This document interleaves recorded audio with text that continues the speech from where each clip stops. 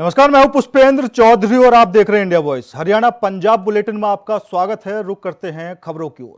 हरियाणा विधानसभा चुनाव को लेकर 8 अक्टूबर को सभी उम्मीदवारों की किस्मत का फैसला होने वाला है। वहीं हरियाणा के कार्यवाहक मुख्यमंत्री नायब सिंह सैनी और पूर्व मुख्यमंत्री भूपेंद्र सिंह हुड्डा ने दोनों ने ही जीत का दावा किया है। 8 तारीख को हम सरकार बना रहे हैं। मेरे पास सभी रिपोर्ट्स हैं और 8 तारीख के बाद आपके सामने है 8 तारीख को जनता देगी जवाब और ये कहेंगे कि ईवीएम है खराब। जनता जवाब देगी 8 तारीख को। हरी आरोप लगाएंगे, ये कहेंगे ईवीएम खराब है, ईवीएम को दोष देंगे। ये देने वाले हैं, आप देखना है जी। मैंने क्या कहा है, 8 तारीख को जनता देगी जवाब, ये कहेंगे ईवीएम है खराब। और अच्छे तरीके से चुनाव हुआ है और एग्जिट पोल है, ये तो कल आए हैं। मैं तो कितने दिनों से कह रहा हूँ भाई, लोगों ने मन बना लिया है, कांग्रेस की सरकार बनाएंगे। भारी बहुमत से कांग्रेस की सरकार बनने जा रही है, क्योंकि 2005 से 2014 तक कांग्रेस की सरकार रही, उसकी उपलब्धि देखी लोगों ने। और ये 14 से 24 तक जो ये मौजूदा सरकार है बीजेपी जेजेपी की, इसकी विफलताएं देखी।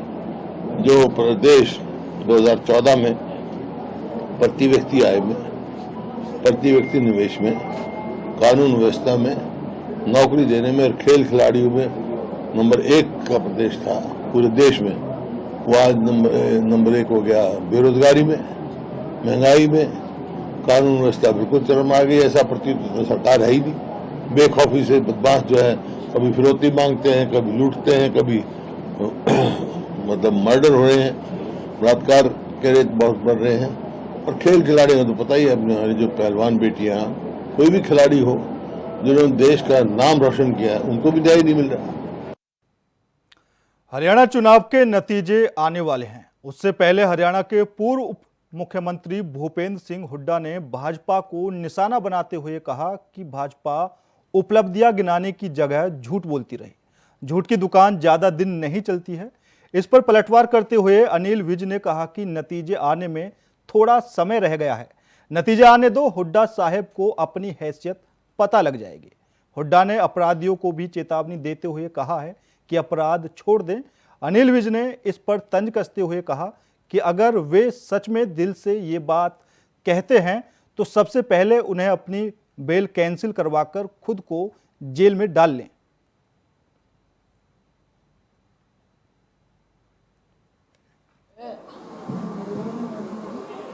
थोड़ा ही समय रह गया, हुड्डा साहब को अपनी हैसियत नजर आ जाएगी। रिजल्ट निकलने तो पता लग जाएगा सब। अगर वो सच में ही दिल से ये बात कह रहे हैं तो उसको अपने आप अपनी बेल कैंसिल करवा के अपने आप को जेल में डाल लेना चाहिए। भूपेंद्र सिंह हुड्डा को सबसे ज्यादा कई केस भूपेंद्र सिंह हुड्डा पर चल रहे हैं। हमने क्या करना है ये हम सोचेंगे और तेरे से तो प्रचार बिल्कुल नहीं कराएंगे। जनता डंडे मारेगी, तेरी तो इतनी छवि खराब है, तेरे ऊपर इतने भ्रष्टाचार के केस है, जेल में तू रह के आया है, कोर्ट में भी केस चल रहे हैं। ऐसे आदमी को भारतीय जनता पार्टी अपने मंच पे खड़ा नहीं करती। देखिए, यहाँ पर तो सब कुछ जनता कर रही है, तैयारियां तो जनता कर रही है। जनता से पूछे जाओगे कि किस प्रकार की तैयारियां करनी है और किस प्रकार से जश्न को मनाना है। कांग्रेस सांसद दीपेंद्र सिंह हुड्डा ने कहा कि हम पूरे विश्वास के साथ कहते हैं कि हरियाणा में बड़े बहुमत से कांग्रेस पार्टी की सरकार बनेगी। जब मतगणना होगी तो आप इसे देख पाएंगे। हम मतदान में योगदान देने के लिए हरियाणा के लोगों के साथ साथ इस प्रक्रिया में शामिल हैं। लोगों ने मुझे भारी बहुमत से जिताकर दिल्ली भेजा है। मेरे ऊपर बड़ी जिम्मेदारी है। जहां तक लक्ष्य की बात है तो हमारा एकमात्र लक्ष्य बदलाव था। पहला और अंतिम लक्ष्य हमारा सबकी मेहनत का एक था कि हरियाणा में बदलाव हो, हरियाणा में कांग्रेस की सरकार बने। बदलाव होना जरूरी था कांग्रेस की सरकार हरियाणा बनना जरूरी है, ताकि हरियाणा को एक फ्रेश स्टार्ट मिले, हरियाणा आगे की तरफ देखे। भाजपा की जो 10 साल का कुशासन था, भाजपा ने कोई सकारात्मक काम नहीं किया, केवल भाई को भाई से उलझाया, कहीं धर्म पे, कहीं जाति पे, कहीं क्षेत्र पे, और हरियाणा को उलझा के रख दिया और हरियाणा को पीछे लेके जाने का काम भाजपा ने किया। अब एक नई शुरुआत हरियाणा में हो और हरियाणा देश के सबसे विकसित राज्य के रूप में उभर के आए, सबसे खुशहाल राज्य के रूप में उभर के आए, ये हमारा लक्ष्य था बदलाव का। वो लक्ष्य हमने प्राप्त कर लिया है हम सब ने। इसके आगे जहां तक किसको क्या जिम्मेदारी मिले, अगली कौन सी सरकार बने, कांग्रेस पार्टी की तो अपनी एक प्रणाली रही है, अपनी एक पद्धति रही है। पिछले दशकों से बड़ी सरल सी हमारी एक प्रक्रिया रही है, उस प्रक्रिया का पालन करते हुए कांग्रेस का शीर्ष नेतृत्व अंतिम फैसला लेता है। विधायक दल चुन के आता है, विधायक दल की बैठक होती है, शीर्ष नेतृत्व की तरफ से, एआईसीसी की तरफ से ऑब्जर्वर भेजे जाते हैं जो विधायक दल से बातचीत करके उनकी भावनाओं को केंद्रीय नेतृत्व के लिए पहुंचाता है, और केंद्रीय नेतृत्व अपने विवेक से जो अंतिम फैसला करे, वो सभी कांग्रेस के कार्यकर्ता, सभी कांग्रेस का परिवार उस फैसले को आगे लेके बढ़ते हैं, किसको क्या जिम्मेदारी दी जाए। ये दशकों से कांग्रेस की एक प्रक्रिया चली हुई है, जिसका प्रदीप जी आपको भी जानकारी पूरी है, जिसकी आप कवर करते रहते हैं। आपने तो कई इस तरह की बैठकों में आपको देखा गया है हमने, तो इसमें प्रक्रिया वही रहेगी और अंतिम निर्णय कांग्रेस का शीर्ष नेतृत्व करेगा और हरियाणा को आगे लेके जाने के लिए अपने विवेक से सही फैसला। मैंने आपको बताया, मेरे को तो लोगों ने बड़े बहुमत से देश की सबसे बड़ी लोकसभा में दूसरी सबसे बड़ी जीत रोहतक में लोगों ने एक बड़े आशीर्वाद से मुझे दिल्ली पहुंचाया है। एक बड़ी जिम्मेदारी मेरे कंधों पे है। और दूसरी बात, जहां तक लक्ष्य की बात है, वो मैंने आपको बता दिया, हमारा एकमात्र एक लक्ष्य था, इसके आगे हमारा कोई लक्ष्य नहीं, आपको मैंने बता दिया। और जहां तक प्रक्रिया की बात है, प्रक्रिया की बात वो भी मैंने आपको समझा दिया। प्रोजेक्ट कौन किसको क्या प्रोजेक्ट करता है, हमारा काम प्रोजेक्ट का नहीं है, वो प्रोजेक्ट का काम आप लोग का रहता है। आप लोग ये प्रश्न पूछ के आप किसको प्रोजेक्ट कर दें, और ये प्रश्न आप किससे ना पूछें किसको किसका प्रोजेक्शन खराब कर दें। वो प्रोजेक्शन किसका ठीक आप करेंगे, किसको प्रोजेक्ट करेंगे, तो आप लोग का काम रहेगा। तो वहीं कांग्रेस सांसद कुमारी शैलजा ने कहा कि 10 साल के बीजेपी के शासन से लोग नाराज हैं। राहुल गांधी की यात्रा से पूरे प्रदेश में एक माहौल बना है और यही माहौल हरियाणा में सभी वर्ग किसान कांग्रेस पर विश्वास कर रहे हैं। लोगों को कांग्रेस से उम्मीदें हैं। मुझे पूरा विश्वास है कि कांग्रेस की ही सरकार बनेगी।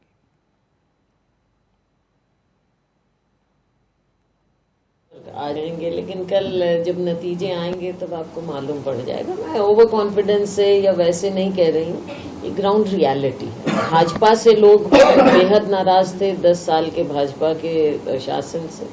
दूसरी ओर जो राहुल जी ने यात्रा की और एक पूरे देश में एक माहौल पैदा किया, और हरियाणा में चुनाव आ गया है, माहौल पैदा हुआ है हरियाणा में भी, और हर एक वर्ग आज विश्वास कर रहा है कांग्रेस पार्टी पर।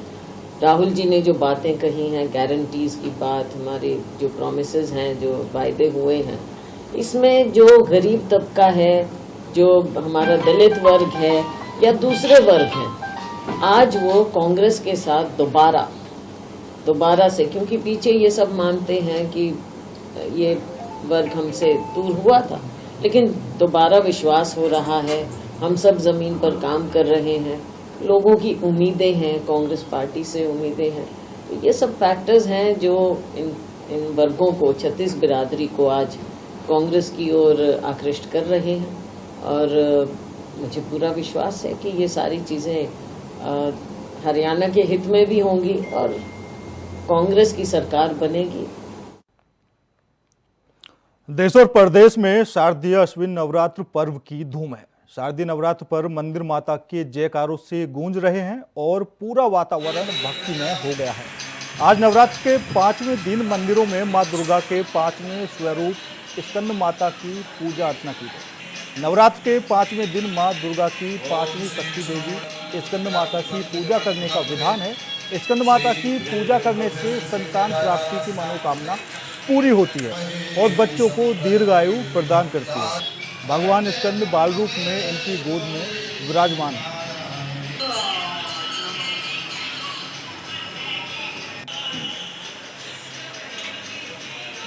बढ़िया चल रहे हैं और माता की सेवा अच्छी हो रही है, भीड़ भाड़ हो रही है जबरदस्त।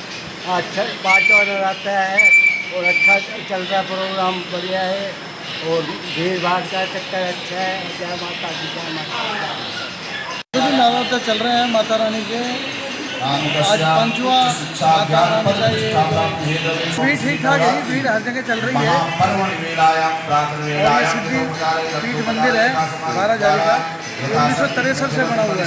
हमने तो जब तक जन्म भी नहीं लिया था, जब से हम सेवा कर रहे हैं।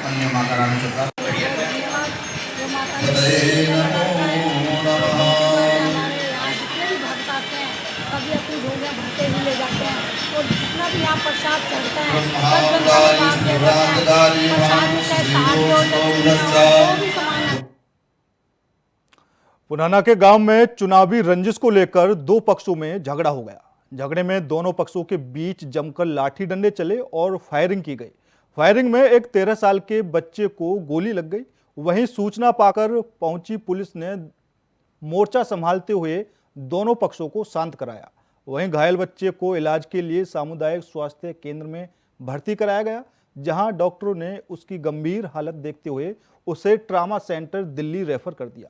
गांव में झगड़े का मामला कैमरे में कैद हो गया, जिसमें साफ देखा जा सकता है कि छत पर चढ़कर कुछ लोग पथराव कर रहे हैं और बंदूक से फायर करते हुए दिखाई दे रहे हैं।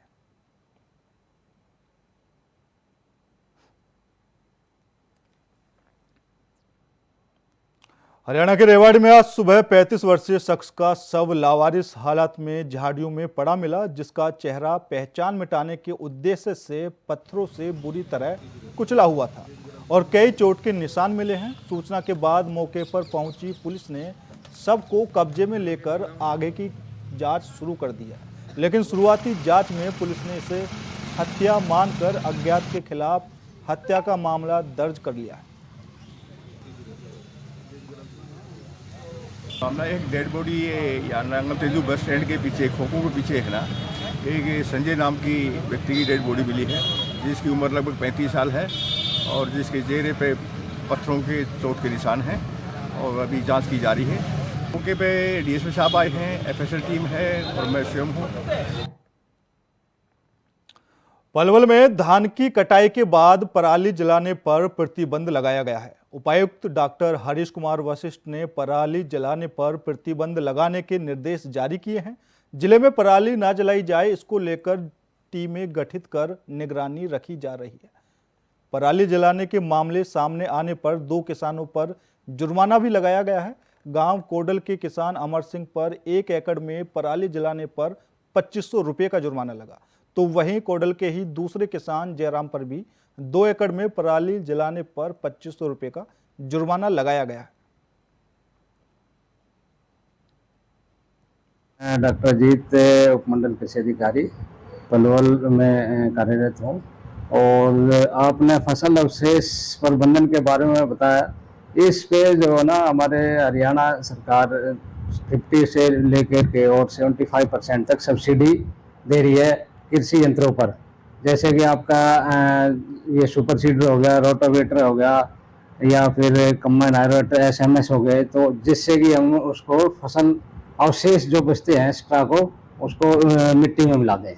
तो हमारे जो हमने विलेज लेवल पे जो है ना टीमें गठित कर रखी हैं, जिसमें हमारे कृषि विकास अधिकारी हैं, खंड कृषि अधिकारी हैं, नीचे सुपरवाइजर है, ATM BTM है, और साथ में पंचायत डिपार्टमेंट से सेक्रेटरी हो गए, पुलिस है। तो उसमें हर गांव में यानी कि टीम जा रही है और सबको ये जागरूक कर रही है कि भाई जो है ना फसल अवशेष न जलाएं, उनको यानी कि मिट्टी में मिला दें, जिससे कि आपके खाद के रूप में काम करेगी। यति नरसिंहानंद महाराज के द्वारा पैगंबर पर की गई आपत्तिजनक टिप्पणी से मुस्लिम समाज नाराज है।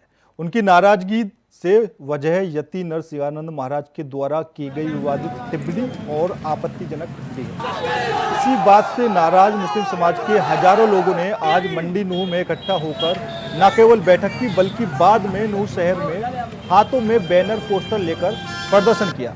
इस दौरान भीड़ ने नारेबाजी भी की। पत्रकारों से बातचीत के दौरान मुस्लिम धर्मगुरुओं ने कहा कि यति नरसिंह आनंद महाराज को जल्दी से जल्दी गिरफ्तार किया जाना चाहिए और उसे फांसी की सजा देनी चाहिए। साथ ही मुस्लिम समाज के लोगों ने यह भी मांग की है कि उसको लेकर कठोर कानून बनाया जाना चाहिए ताकि फिर इस तरह की टिप्पणी कोई ना कर सके।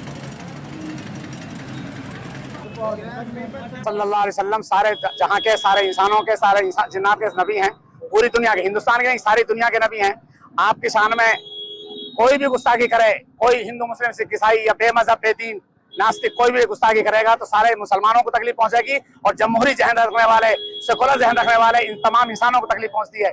जो रामगिरी ने कही है, यह यति नंद जो है गाजियाबाद दासने का, उसने कही है, या कोई और बद अखलाक पाखंडी कहता है, हम सबको तकलीफ पहुंची है। जो कुछ कहा है उसके खिलाफ अपना गुस्से का इजहार किया है। हमारी मोहब्बत है कि हमें अपनी जान से, माल से, माँ बाप से, औलाद से ज्यादा महबूब अपने नबी मोहम्मद मुस्तफा सल्लल्लाहु अलैहि वसल्लम है और हम अपने नबी की शान में कोई गुस्ताखी बर्दाश्त न करी है, न करेंगे। इंशाअल्लाह जरूरत पड़ेगी तो सर कटाने के लिए तैयार हैं हम, लेकिन अपने नबी की शान में गुस्ताखी करेंगे नहीं, ना करी है, ना करेंगे। और ना हम किसी दूसरे धर्म को कोई बुरा नहीं कहते। हम मैं बता दूं आपको, सबसे पहले आपका शुक्रिया, क्योंकि आप लोग समाज तक आवाज बनते हो और सरकार तक आवाज पहुंचाते हो।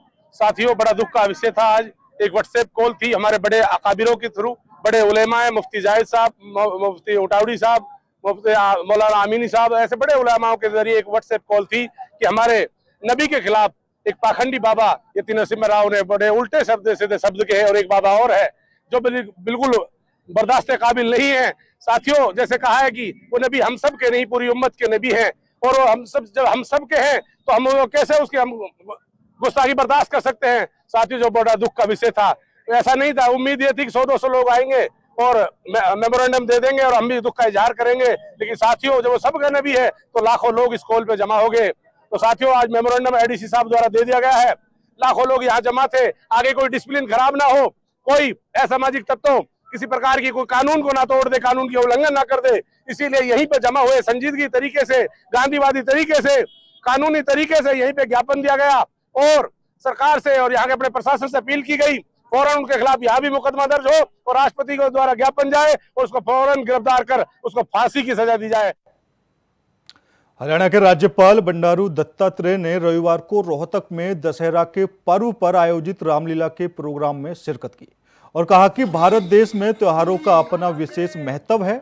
दशहरा पर्व बुराई पर अच्छाई की विजय का प्रतीक है। त्योहार हमें नैतिकता, भलाई और सदाचार के रास्ते पर चलने की प्रेरणा देते हैं। उन्होंने कहा कि इंसान की बुराई की राह पर हमेशा हार निश्चित होती है। प्रत्येक व्यक्ति को अपने जीवन में हमेशा सच्चाई के रास्ते पर चलकर नेक कार्य करने चाहिए।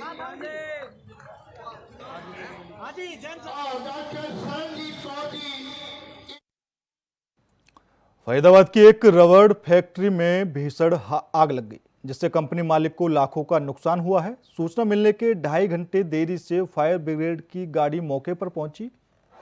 1.5 दर्जन गाड़ियों ने आग पर काबू पाया। फिलहाल आग लगने के कारणों के बारे में कुछ भी स्पष्ट नहीं हो पाया है। कंपनी मालिक के दोस्त मनोज अग्रवाल ने बताया कि घटना देर शाम लगभग 4:30 बजे की है। कंपनी में आग लगने की सूचना पुलिस और फायर ब्रिगेड को दी गई थी, लेकिन फायर ब्रिगेड लगभग 2.5 घंटे लेट पहुंची, जिसके चलते कंपनी में रखा माल पूरी तरह से जलकर स्वाहा हो गया।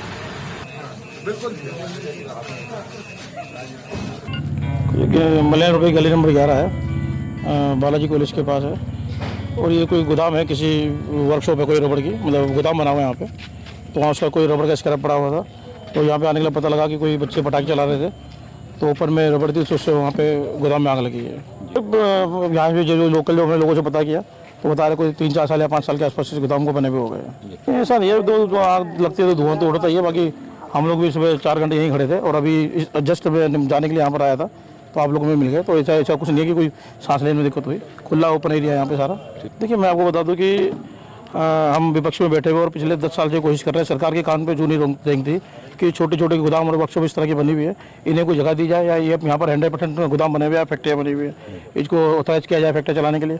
लेकिन सरकार ने पिछले 10 साल में छोटी वर्कशॉप मालिकों को मारने का काम किया है। यहाँ पे मैं बताना आपको 100% इसी तरह की गोदाम और वर्कशॉप बने हुए हैं। और जब किसी एरिया के अंदर 80% ज़्यादा इस तरह की वर्कशॉप और गोदाम होते हैं तो सरकार को जगह के लिए मान्यता देनी चाहिए, और इस तरह की बात हम पहले भी उठाते रहे और उठाते रहेंगे। तो आग लगी है, वो लगी है किसी कारण, बस वो तो खैर प्रशासन जाने या कंपनी मालिक जाने, लेकिन हमारे हिसाब से, पब्लिक के हिसाब से वो अनऑथराइज और गलत है, क्योंकि जब इतना प्रदूषण फैल रहा है तो पब्लिक को भी परेशानी हो रही है और कुछ भी घरों में आसपास हो सकता है, क्योंकि यहाँ रेजिडेंशियल एरिया है, उनमें बच्चे भी हैं, आग लगेगी, घर फूटेगा, टूटेगा, सिलेंडर भी जलेगा, कोई और भी सामान ऐसा हो सकता है कि जिसकी वो लपटों से किसी पब्लिक को या अनजान को या बच्चे को किसी को नुकसान क्षतिग्रस्त हो सकता है। नहीं तो रेजिडेंशियल में तो उसका मतलब ही नहीं होना चाहिए। अब दो उसमें किले में आप इंडस्ट्रीज कैसे बना सकते हैं? वो डीलर हैं, मैं भी डीलर हूँ, प्रॉपर्टी डीलर, मैंने भी काम किया 2002 से काम किया। उसके बाद इसलिए इतनी दिक्कत आ रही, लोग परेशान हो गए। मेरी घर की छत बराबर में हो तो मैं क्या सोचूंगा, मैं बच्चों को बचाऊंगा या सांस लूंगा? हम तो देखो अब सुबह पता चलेगा, अब रात में क्या पता चलेगा। जो 8.5 घंटे आप ये सोचिए 8.5 घंटे चल रही है और अभी तक प्रशासन हमारे साथ दे रहा है। जैसे भी उनको पता चल 4:30 बजे, अब आप टाइम लगाइए अभी तक। हाँ, मेरे सहयोगी जो पुलिस वाले जो मेरे जानकार है, खुद भाई साहब, पब्लिक उनको रास्ता नहीं दे रही है देखने के लिए, लेकिन वो अपनी जान माल पर देखते हुए, रिस्क लेते हुए रोड को क्लियर करते हुए ला रहे हैं। कामस के गांव में पंचायत चुनाव को लेकर हुए विवाद ने हिंसक रूप ले लिया है, जिसमें गोलीबारी के दौरान एक महिला की मौत हो गई और 2 लोग गंभीर रूप से घायल हो गए। बताया जा रहा है कि नामकरण पत्र को लेकर 2 पक्षों में विवाद हुआ, जिसके बाद आम आदमी पार्टी के नेताओं ने कांग्रेस कार्यकर्ताओं पर हमला कर दिया और गोलियां चला दी। घटना के दौरान कुलदीप कौर नाम की महिला की मौके पर ही मौत हो गई, जबकि शमशेर सिंह और प्रेम सिंह गंभीर रूप से घायल हो गए। उन्हें इलाज के लिए अस्पताल में भर्ती कराया गया है और पुलिस अधिकारी अमनदीप सिंह मौके पर पहुंचे जांच शुरू कर दी है। मुकदमा नंबर 193 ਜਿਹੜਾ ਵਾ ਦਰਜ ਕੀਤਾ ਗਿਆ ਵਾ, ਤਫਤੀਸ਼ ਕੀਤੀ ਗਈ ਆ। ਹੁਣ ਤੱਕ ਜਿਹੜੇ 4 ਦੋਸ਼ੀ ਅਸੀਂ ਜਿਹੜੇ ਆ ਗ੍ਰਿਫਤਾਰ ਕਰ ਲਏ ਆ ਤੇ ਬੀਬੀ ਕੁਲਦੀਪ ਕੌਰ ਦਾ ਜਿਹੜਾ ਮ੍ਰਿਤਕ ਹੈ ਉਹਨਾਂ ਦਾ ਪੋਸਟਮਾਰਟਮ ਕਰਵਾ ਕੇ ਲਾਸ਼ ਜਿਹੜੀ ਉਹਨਾਂ ਦੀ ਵਾਰਸਾਂ ਦੇ ਹਵਾਲੇ ਕਰਤੀ ਹੈ। ਜੋ ਪਰਿਵਾਰ ਨਾਲ ਸਾਡਾ ਰਾਬਤਾ ਕਾਇਮ ਹੈ ਬਿਲਕੁਲ। ਉਹਨਾਂ ਨੇ ਨਾ ਦੱਸਿਆ ਕਿ ਉਹਨਾਂ ਦੇ ਕੁਝ ਰਿਸ਼ਤੇਦਾਰ ਹੋਣ ਵਾਲੇ ਜਦੋਂ ਆਏ ਤੋਂ ਬਾਅਦ ਸੰਸਕਾਰ ਕਰਾਉਣ ਲਈ ਅਸੀਂ ਇੱਕ ਡੇਟ ਦਿੱਤੀ ਸੀ, ਜਿਹਦੇ ਲਈ ਅਜੇ 2 ਦਿਨ ਬਕਾਇਆ ਨੇ। ਸਾਰੇ ਹਥਿਆਰ ਜਮ੍ਹਾਂ ਕੀਤੇ ਜਾ ਰਹੇ ਨੇ, ਜ਼ੋਰ ਨਾਲ ਸਖਤੀ ਨਾਲ ਇਕੱਠੇ ਕੀਤੇ ਜਾ ਰਹੇ ਨੇ। ਇਹ ਤਾਂ ਗੱਲ ਨਹੀਂ ਹੈ ਕੋਈ ਵੈਪਨਾਂ ਦੇ ਹੋ ਰਹੀ, ਹਥਿਆਰ ਬਿਲਕੁਲ ਜਮ੍ਹਾਂ ਕੀਤੇ ਜਾਣਗੇ। ਇਲੈਕਸ਼ਨ ਸ਼ਾਂਤੀ ਪੂਰਵਕ ਕਰਾਈ ਜੀ। ਘਟਨਾ ਵਾਪਰੀ ਹੈ ਕਿ ਰਾਤੀ ਹੀ ਨੋਮੀਨੇਸ਼ਨ ਫਾਰਮ ਭਰਨ ਗਏ ਆ, ਉੱਥੇ ਸਾਡੀ ਕਿਉਂਕਿ ਮੈਂ ਰਸੀਦਾਂ ਤੋਂ ਹੋਈ ਆ। ਕਿੰਨਾ ਨਾਲ ਹੋਈ? ਆਪ ਦੀ ਪਾਰਟੀ ਨਾਲ ਹੋਈ ਆ, ਆਪ ਦੇ ਵਰਕਰਾਂ ਨਾਲ। ਅਸੀਂ ਰਸੀਦਾਂ ਮੰਗਦੇ, ਰਸੀਦਾਂ ਦਿੰਦੇ ਨਹੀਂ। ਉੱਥੇ ਸਾਡੀਆਂ ਅੰਦਰੋਂ ਉੱਧਰੀ ਪੱਗਾਂ ਲੱਥੀਆਂ ਨੇ। ਮੁੜ ਕੇ ਪਿੰਡ ਆਣ ਕੇ ਅਸੀਂ ਆਪ ਦੀ ਜਾਨੀ ਕਿ ਜਗ੍ਹਾ ਦੇ ਵਿੱਚ ਫੈਕਟਰੀ ਵਿੱਚ ਬਹਿ ਗਏ ਆ। ਇੱਥੇ ਆਣ ਕੇ ਤੇ ਉਹਨਾਂ ਨੇ ਸਾਡੇ ਤੇ ਗੋਲੀਆਂ ਦਾ ਹਮਲਾ ਕੀਤਾ। ਵੀਰ ਸਿੰਘ, ਆਲਮ ਸਿੰਘ ਹੋਰ ਉਹਨਾਂ ਦੇ ਸਾਥੀ ਬਹੁਤ ਨੇ, ਪਾਰਟੀ ਨਾਲ ਸੰਬੰਧ ਰੱਖਦੇ ਆ। ਤੇ ਜਿਹਦੇ ਸਾਡੇ 2 ਬੰਦਿਆਂ ਨੂੰ, ਇੱਕ ਸਾਡੀ ਜਨਾਨੀ ਔਰਤ ਮਰ ਗਈ ਆ ਮੌਕੇ ਤੇ, ਉਹਨਾਂ ਸੱਟ ਲਾਈ ਬਾਲਾ ਮਾਰ ਕੇ। ਆਏਗਾ ਕੁਲਦੀਪ ਕੌਰ। ਅੱਛਾ ਜੀ, ਉਹ ਮੌਕੇ ਤੇ ਮੌਤ ਹੋ ਗਈ? ਮੌਕੇ ਤੇ ਮੌਤ ਹੋ ਗਈ ਆ।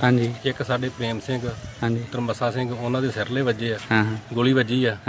ਤੇ ਜਿਹੜਾ ਸ਼ਮਸ਼ੇਰ ਸਿੰਘ, ਉਹਨਾਂ ਦੇ ਤਿੱਖੇ ਹਥਿਆਰਾਂ ਨਾਲ ਹਮਲਾ ਕੀਤਾ ਕਿ ਉਹਨਾਂ ਦੇ ਦਾਤਰ ਤੇ ਜੋ ਵੀ ਉਹਨਾਂ ਦੇ ਕੋਲ ਆਇਆ ਉਹ ਮਾਰੇ ਗਏ ਆ।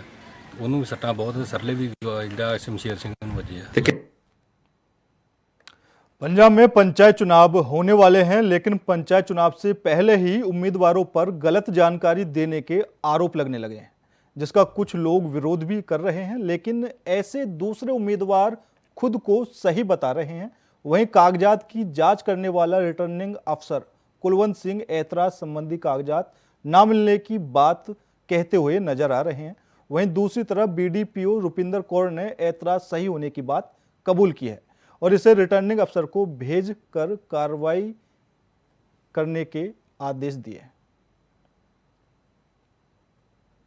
सर 4 ऑब्जेक्शन है जी। एक ਤਾਂ ਮਨਜੀਤ ਸਿੰਘ ਤੇ ਗੁਰਦੀਪ ਸਿੰਘ ਸੀ ਜੀ, ਇੱਕ ਸਤਨਾਮ ਕੌਰ ਵਾਈਫ ਆਫ ਮਨਜੀਤ ਸਿੰਘ, ਇੱਕ ਲਾਭ ਸਿੰਘ, ਇਹਨਾਂ ਤੇ ਲੱਗੇ ਸੀ ਸਰ ਆਬਜੈਕਸ਼ਨ। ਸਰ ਇੱਕ ਜਿਹੜਾ ਲਾਭ ਸਿੰਘ ਤੇ ਲੱਗਾ ਸੀ ਜੀ ਆਬਜੈਕਸ਼ਨ, ਉਹ ਗਲਤ ਆਬਜੈਕਸ਼ਨ ਲਾਇਆ ਸੀ ਜੀ ਉਹਨਾਂ ਨੇ, ਉਹ ਅਸੀਂ ਮਤਲਬ ਭੇਜਿਆ ਸੀ ਵੀ ਇਹ ਕਾਗਜ਼ ਰਿਜੈਕਟ ਕਰਨੇ ਨਹੀਂ ਬਣਦੇ। ਤੇ ਮਨਜੀਤ ਸਿੰਘ, ਗੁਰਦੀਪ ਸਿੰਘ, ਸਤਨਾਮ ਕੌਰ ਵਾਲੇ ਜਿਹੜੇ ਆਬਜੈਕਸ਼ਨ ਸੀ ਸਰ ਉਹ ਸਹੀ ਸੀਗੇ, ਉਹ ਅਸੀਂ ਰਿਪੋਰਟ ਇਹ ਕੀਤੀ ਸੀ ਕਿ ਰਿਜੈਕਟ ਕਰਨੇ ਕਾਗਜ਼ ਬਣਦੇ ਨੇ ਸਰ। ਅੱਜ ਦੇਖੋ ਜੀ, ਮੈਂ ਸਰਪੰਚੀ 'ਚ ਖੜ ਰਿਹਾ ਜੀ, ਤੇ ਜਿਹੜਾ ਬੰਦਾ ਮੇਰੇ ਤੇ ਆਬਜੈਕਸ਼ਨ ਲਾ ਰਿਹਾ ਉਹ ਵੀ ਮੇਰੇ ਆਪੋਜੀਟ ਸਰਪੰਚੀ ਦੇ ਵਿੱਚ ਖੜ ਰਿਹਾ, ਇਸ ਕਰਕੇ ਉਹ ਬੰਦਾ ਮੇਰੇ ਤੇ ਇਹ ਬਲੇਮ ਲਾ ਰਿਹਾ ਵੀ ਮੈਂ ਨਜਾਇਜ਼ ਕਾਬਜ਼ ਹਾਂ, ਬਟ ਇਦਾਂ ਦੀ ਕੋਈ ਗੱਲ ਨਹੀਂ ਹੈਗੀ ਜੀ। ਮੈਂ ਆਪਣੀ ਜਗ੍ਹਾ ਲੈ ਕੇ ਆਪਣਾ ਮਕਾਨ ਬਣਾਇਆ ਹੋਇਆ, ਪ੍ਰੋਪਰ ਉਹਦੀ ਰਜਿਸਟਰੀ ਮੇਰੇ ਕੋਲ ਹੈ ਜੀ, ਫਰਦ ਵਿੱਚ ਮੇਰਾ ਨੇਮ ਹੈ ਜੀ, ਔਰ ਉਸ ਮਕਾਨ ਦਾ ਨਕਸ਼ਾ ਵੀ ਮੈਂ ਬਣਾਇਆ ਹੋਇਆ ਜੀ, ਉਹ ਵੀ ਮੇਰੇ ਕੋਲ ਹੈਗਾ ਜੀ। ਤੇ ਇਹ ਬੰਦਾ ਜਾਣ ਕੇ ਮੇਰੇ ਤੇ ਬਲੇਮ ਲਾ ਰਿਹਾ, ਕਿਉਂਕਿ ਪਿੰਡ ਹੈ, ਪਿੰਡ ਜ਼ਿਆਦਾਤਰ ਤਕਰੀਬਨ 90% ਮੇਰੇ ਹੱਕ 'ਚ ਖੜਾ ਜੀ। ਉਹ ਇਹਦੇ ਮਗਰ ਤਕਰੀਬਨ ਵੱਧ ਤੋਂ ਵੱਧ 10-15% ਲੋਕ ਹੋ ਸਕਦੇ ਨੇ, ਇਸ ਕਰਕੇ ਇਹ ਬੰਦਾ ਮੇਰੇ ਤੇ ਬਲੇਮ ਲਾ ਰਿਹਾ ਜੀ। ਬਾਕੀ ਹੋਰ ਇਦਾਂ ਦੀ ਕੋਈ ਗੱਲ नहीं हैगी। बाकी ये जो चाहता है। संगरूर से पटियाला आ रही यात्रियों से भरी बस के ड्राइवर पर मोटरसाइकिल पर सवार अज्ञात लोगों ने तेज धार हथियारों से हमला कर दिया, जिसमें ड्राइवर बिकट सिंह गंभीर रूप से घायल हो गया, जिसे रोड सेफ्टी फोर्स ने मौके पर पहुंचकर बचाया और भवानीगढ़ के सिविल अस्पताल में भर्ती कराया गया। घायल बस चालक बिकर ने कहा कि मोटरसाइकिल पर सवार कुछ युवक मुझे ओवरटेक करके आगे जा रहे थे, लेकिन मैंने उनकी जान बचाने के लिए बस रोक दी और कुछ देर बाद मुझे बुलाया और मुझे पीटना शुरू कर दिया। बस में कंडक्टर मुझे बचाने आया, लेकिन उन्होंने उसे भी पीटना शुरू कर दिया। सड़क सुरक्षा बल के कर्मचारियों ने बताया कि हमारी कर्मचारी एक लड़की थी जो इस बस में सवार थी, जिसने हमें फ़ोन किया और बताया कि इसके बाद जब हम मौके पर पहुंचे तो हमलावर मौके से भाग गए, लेकिन बस ड्राइवर घायल हो गया और हमने उसे अस्पताल में भर्ती कराकर पुलिस को सूचना दी। जी मैं संगरूर तो पटियाले जा रहा ਸੀ रास्ते के कोलों ਉੱਥੇ ਸਟਾਪ ਥੋੜੇ ਹਾਂ ਭਾਈ ਉਹਦਾ ਕਰਕੇ ਗੱਡੀ ਹੋ ਗਈ ਦਿੱਤੀ। ਅੱਜ ਕਨੈਕਟਰ ਕੰਮ ਕਰਦਾ ਜੀ, ਅਸੀਂ ਸੰਗਰੂਰ ਤੋਂ ਪਟਿਆਲੇ ਨੂੰ ਗੱਡੀ ਭਰ ਕੇ ਜਾ ਰਹੀ ਸੀ ਜੀ। ਆਪਣੇ ਪਿੱਛੋਂ ਬੈਕ ਸਾਈਡ ਤੋਂ ਬਾਈਕ ਆਈ ਇੱਕ, ਉਹ 'ਤੇ ਦੋ ਮੁੰਡੇ ਨੌਜਵਾਨ ਸਵਾਰ ਸੀ ਜੀ, ਤੇ ਉਹਨਾਂ ਨੇ ਅੱਗੇ ਆਪਣੇ ਹੰਪ ਦੇ ਉੱਤੇ ਮੋਟਰਸਾਈਕਲ ਆਪਣੇ ਅੱਗੇ ਕਰਤਾ, ਡਰਾਈਵਰ ਨੇ ਕੱਟ ਮਾਰ ਕੇ ਉਹ ਮੁੰਡੇ ਨੂੰ ਬਚਾਇਆ ਸਗੋਂ ਜੀ। ਉੱਥੋਂ ਹੀ ਆਪਣੀ ਬਹਿਸਬਾਜ਼ੀ ਹੁੰਦੀ ਹੈ ਜੀ, ਉਹ ਪਤਾ ਨਹੀਂ ਕਿੱਥੋਂ 3-4 ਮੁੰਡੇ ਹੋਰ ਨਾਲ ਆਉਂਦੇ, ਕੋਈ ਗੱਲ ਨਹੀਂ ਸੁਣਦਾ, ਡਰਾਈਵਰ ਆਪਣਾ ਉੱਤਰ ਕੇ ਥੱਲੇ ਜਾਂਦਾ ਜੀ, ਬਾਅਦ ਜਾਣ ਸਾਰੇ ਉਹਨੂੰ ਮਤਲਬ ਕੁੱਟਣ ਲੱਗ ਜਾਂਦੇ ਜੀ। ਉਸ ਤੋਂ ਬਾਅਦ ਮੈਂ ਜਾਂਦਾ ਜੀ, ਮੈਨੂੰ ਫੜ ਲੈਂਦੇ, 3-4 ਮੁੰਡੇ ਹੋਰ ਨਾਲ ਆ ਜਾਂਦੇ, ਉਹ 4-5 ਜਣੇ ਹੋ ਜਾਂਦਾ, ਇੱਧਰ ਮੈਂ ਇਕੱਲਾ ਹੋ ਜਾਂਦਾ, ਉੱਧਰ ਆਪਣਾ ਡਰਾਈਵਰ ਇਕੱਲਾ ਹੁੰਦਾ ਜੀ। ਤੇ ਸਾਡੇ ਟੀਕੇ ਪਤਾ ਨਹੀਂ ਉਹਨਾਂ ਕੋਲ ਕੀ ਇੱਕ ਤਾਂ ਮੋਟੇ ਕੜੀ ਸੀ ਉਹਨਾਂ ਕੋਲ ਜੀ, ਉਹ ਸਾਡੇ ਮਾਰੇ ਜੀ। ਉਸ ਤੋਂ ਬਾਅਦ ਬਾਹਰ ਸਾਰੇ ਇੱਥੋਂ ਫਰਾਰ ਹੋ ਗਏ ਨੇ ਜੀ। ਉਹ फिलहाल मेरे साथ इस बुलेटिन में इतना ही। बाकी देश और दुनिया की तमाम खबरों के लिए देखते रहिए इंडिया वॉइस। नमस्कार।